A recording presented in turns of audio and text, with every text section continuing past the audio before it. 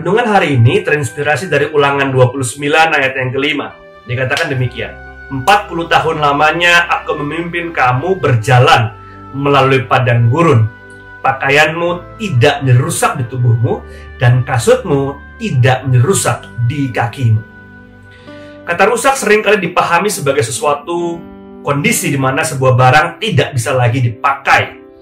Namun sebetulnya kata rusak menunjukkan sebuah degradasi atau penurunan nilai. Ada rusak ringan, rusak sedang, dan rusak berat. Mulai dari yang masih bisa diperbaiki hingga yang sama sekali tidak bisa diperbaiki. Nah, kalau kita memakai asumsi ini atau pemikiran ini dalam konteks Ulangan 29, kita sebagai orang modern agak susah memahaminya. Karena mungkinkah sebuah barang tidak mengalami penurunan nilai?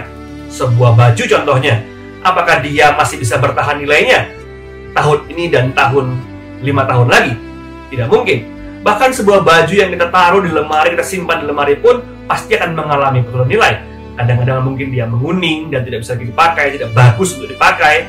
Lalu jangan-jangan setelah 3 tahun kita nggak bisa lagi memakainya, nggak cukup. Nah, mungkin kalau itu namanya penaikan berat badan, bukan penurunan nilai mungkin ya. Namun demikian, kita melihat bahwa kata rusak menunjukkan penurunan atau perubahan nilai. Apakah berarti baju yang orang-orang Israel pakai keluar dari tanah Mesir dan masuk ke tanah Kanaan sama? Rasanya agak sulit. Nah, sebuah tafsiran mengatakan dengan demikian, bahwa sebetulnya ayat ini bicara mengenai Providentia Dei atau penyelenggaraan Allah. Bahwa selalu ada 2 hal dalam penyelenggaraan Allah. Yang pertama, bahwa Allah menyediakan, God will provide.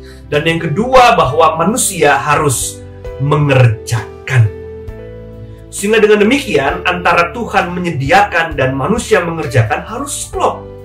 Dan hanya dengan itulah kehidupan terus diperbaharui dan dikerjakan baik oleh Allah dan oleh manusia.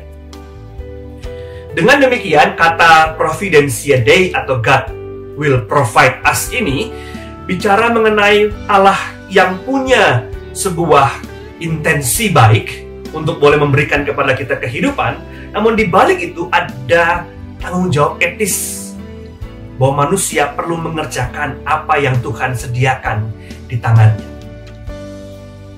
Bahwa ketika bangsa Israel berjalan 40 tahun lamanya, bukan berarti mereka nggak ganti baju, tidak. Namun Tuhan menyediakan berbagai macam rupa bahan-bahan agar bangsa Israel bisa membuatnya dan mengerjakannya jadi sebuah baju yang seakan-akan terus baru dan tak pernah rusak hingga pada akhir perjalanan dan sampai di tanah Kanaan.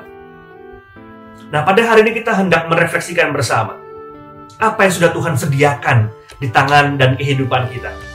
Apa yang sudah Tuhan sediakan di dalam keseharian kita.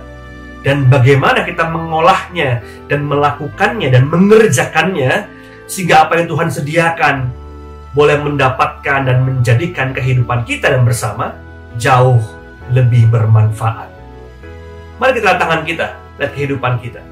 Apakah Tuhan menyediakan makanan untuk kita? Jika iya, kerjakanlah agar makanan itu boleh bermanfaat untuk saya dan orang lain.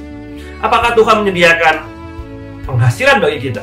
Jika iya, kerjakanlah dan usahakanlah itu untuk kita dan untuk orang lain.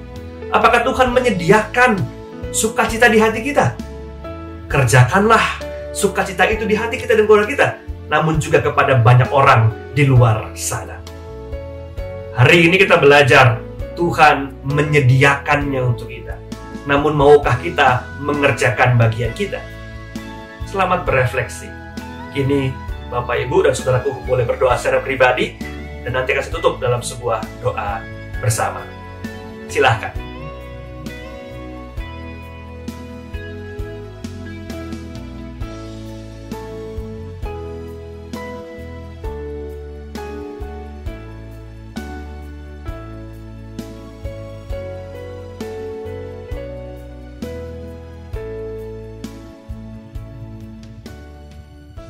Mari kita berdoa.